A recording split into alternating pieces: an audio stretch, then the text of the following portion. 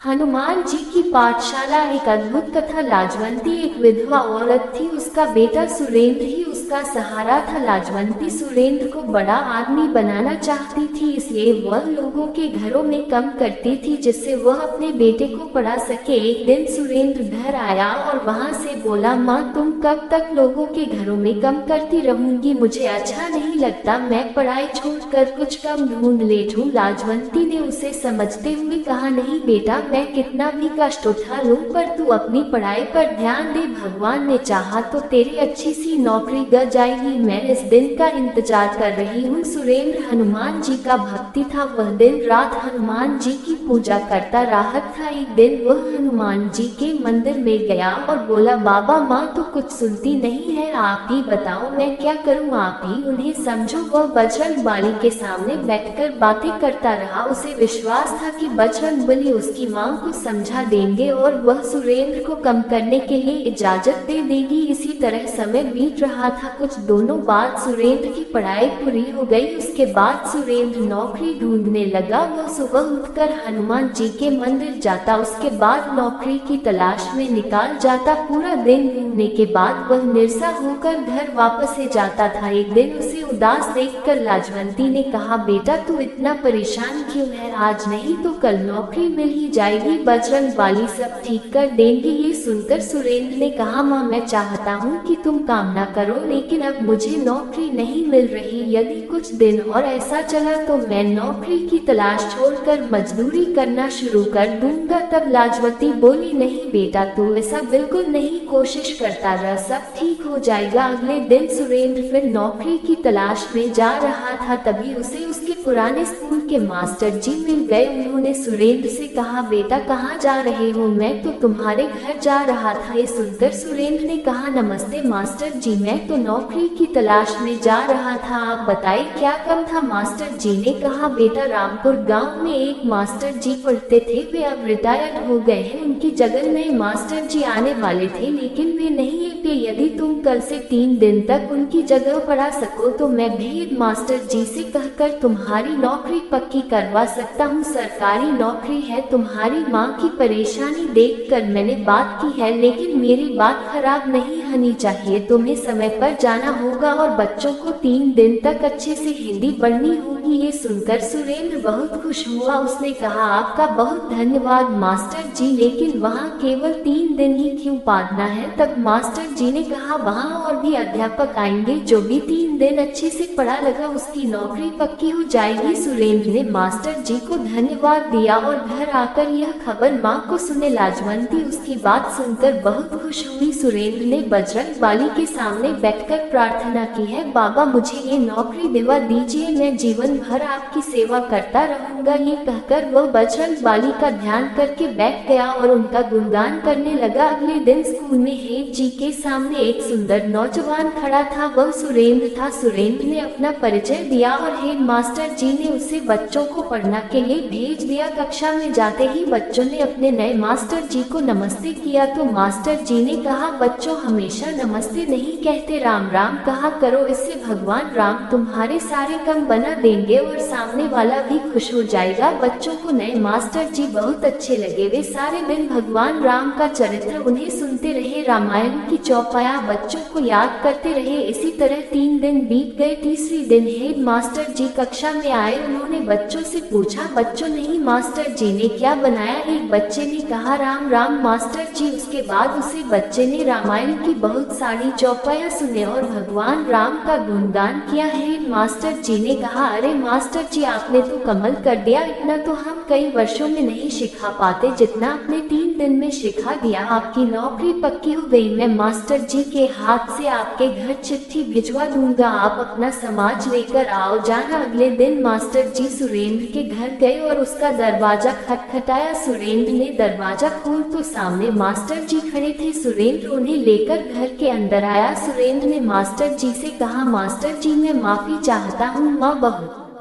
बीमा थी, इसलिए इन्हें इस हाल में छोड़कर मैं नौकरी के लिए जा नहीं सकता। ये सुनकर मास्टर जी चौंक गए और बोले, ये तुम क्या कर रहे हो? स्कूल के हेड मास्टर ने मुझे ये चिट्ठी दी है और तुम्हारी नौकरी पक्की हो गई। उन्होंने कहा कि तुम्हारे भेजे हुए मास्टर जी ने तो बच्चों को इतना अच्छा पढ़ाया जो आज तक कोई नहीं पढ़ा सका। तब सुरेंद्र ने कहा, लेकिन मैं तो वहाँ गया ही नहीं, मैं तो यही घर पर ही था। मास्टर जी ने कहा, लेकिन वे तो कर रहे थे कि तुमने बच्चों को राम नाम की दीक्षा दी है, एक एक बच्चे को रामायण की चौपाइयाँ पढ़ा दी जो वे कभी नहीं भूल पाएंगे। जब तुम नहीं गए तो वहाँ पढ़ना कौन गया था? तुम्हारी नौकरी तो पक्की हो गई। ये सुनकर सुरेंद्र रन लगा। उसने कहा, लगता है मेरे बजरंग वाली मेरी जगह पढ़ना पहुँच गए। ये काम केवल वही कर सकते हैं, राम नाम की दीक्षा वही दे सकते हैं। हनुमान जी स्वयं मेरे लिए कष्ट उठाने पहुँच गए। ये कहकर वह हनुमान जी के सामने रन लगा। तब लाजवंती ने कहा, बेटा, हनुमान जी ने तेरी सारी परेशानी समाप्त कर दी है। मास्टर जी भी उसकी बात सुनकर दंग रह गए। उन्होंने कहा, बेटा, तुझ पर बजरंग बाली की बहुत है। तेरी परेशानी देखकर दौड़े दौड़े चले आए। अब तू उनका नाम ले और कल से नौकरी शुरू कर। अगले दिन सुरेंद्र सुबह मंदिर गया और हनुमान जी के सामने बैठकर ध्यान करने लगा। उसके बाद वह विद्यालय गया और वहाँ अच्छे से बच्चों को पढ़ना लगा। सुरेंद्र और लाजवंती बहुत खुशी खुशी रहने लगे। सुरेंद्र विद्यालय से आने के बाद सर समय बजरंग बाली का गुणगान करता रहा। जय श्री राम, जय बजरंग बली। दोस्तों, ये कहानी अगर आपको पसंद आई हो तो कृपया इस वीडियो को लाइक करें और चैनल को सब्सक्राइब जरूर करें। धन्यवाद।